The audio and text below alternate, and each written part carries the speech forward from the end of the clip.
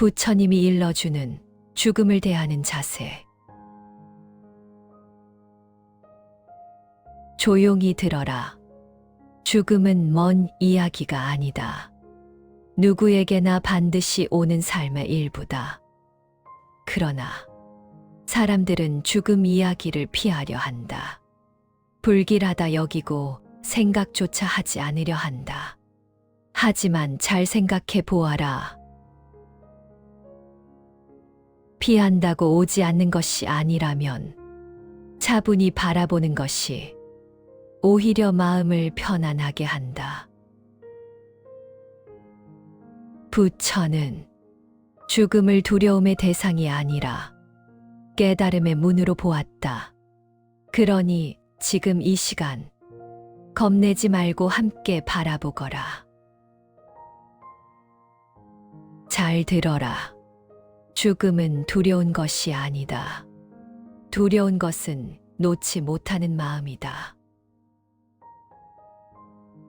아직 끝내지 못한 말, 미안했던 사람, 이루지 못한 일, 남겨질 이들에 대한 걱정, 그 모든 것이 죽음을 무겁게 만든다.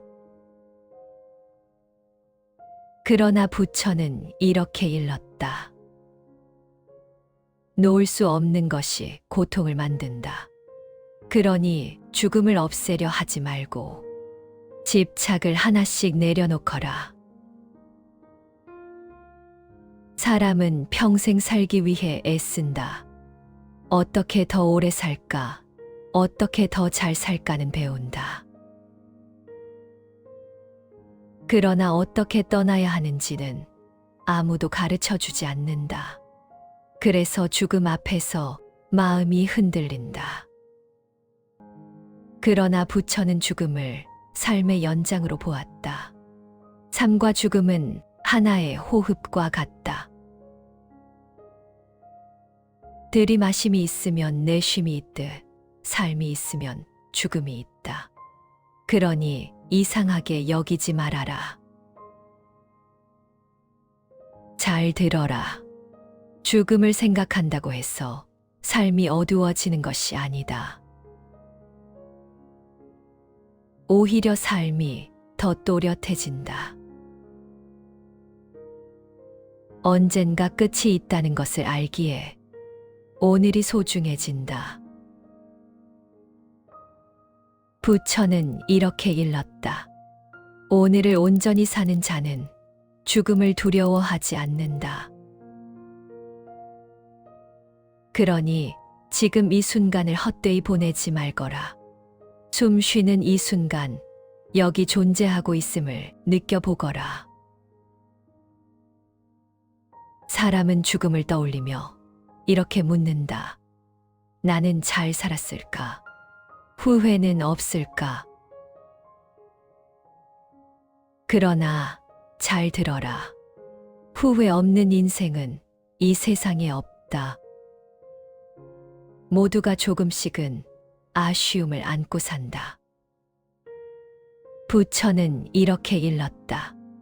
완벽하려 하지 말고 이해하려 하라.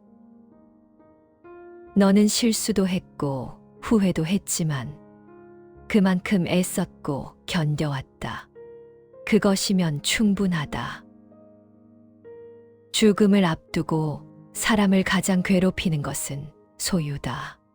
재산, 집, 사람, 이름, 역할. 그러나 부처는 단호히 말했다. 빈손으로 와서 빈손으로 가는 것이 가장 편안하다. 아무것도 가지고 가지 않아도 된다. 삶은 가져가는 것이 아니라 살아본 것이기 때문이다. 그러니 조금씩 비울 준비를 하거라. 잘 들어라. 죽음을 준비한다는 것은 끝을 준비하는 것이 아니다. 마음을 정리하는 것이다. 미움이 있다면 조금 내려놓고, 원망이 있다면 조금 풀어주고, 자기 자신을 조금 용서하거라. 한꺼번에 하지 않아도 된다. 오늘 하나, 내일 하나면 충분하다. 마음이 가벼워질수록 죽음은 조용해진다. 부처는 임종을 앞둔 이들에게 이렇게 일렀다. 마지막 마음이 그대의 길을 정한다. 그러니 마지막을 걱정하지 말고 지금의 마음을 돌보거라. 지금 이 순간 마음이 평온하다면 가는 길도 평온하다. 사람은 죽음을 생각하면 외로워진다. 그러나 잘 들어라. 너는 결코 혼자가 아니다. 수많은 인연 속에서 태어났고 수많은 인연 속에서 살아왔다. 그 인연은 모양만 바뀔 뿐 사라지지 않는다. 그러니 외로워하지 말아라. 죽음을 잠처럼 생각하거라. 하루를 마치고 잠들 때 모든 것을 다 해결하고 잠드는 사람은 없다. 그럼에도 우리는 잠에 든다. 죽음도 그와 같다. 모든 것을 다 끝내고 가야 하는 것이 아니다. 그저 놓고 가면 된다. 잘 들어라. 죽음을 잘 맞이하는 자세는 겁을 없애는 것이 아니다. 받아들이는 것이다. 부처는 마지막으로 이렇게 일렀다.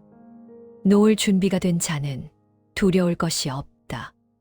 아직 오지 않은 죽음을 앞당겨 걱정하지 말고 오늘의 마음만 조용히 정리하거라. 오늘 하루 너는 여기까지 왔다. 그것으로 충분하다. 태어남을 원망하지 말고 떠남을 두려워하지 말아라. 모든 것은 자연의 흐름이다. 이제 마음을 내려놓고 편히 쉬어라.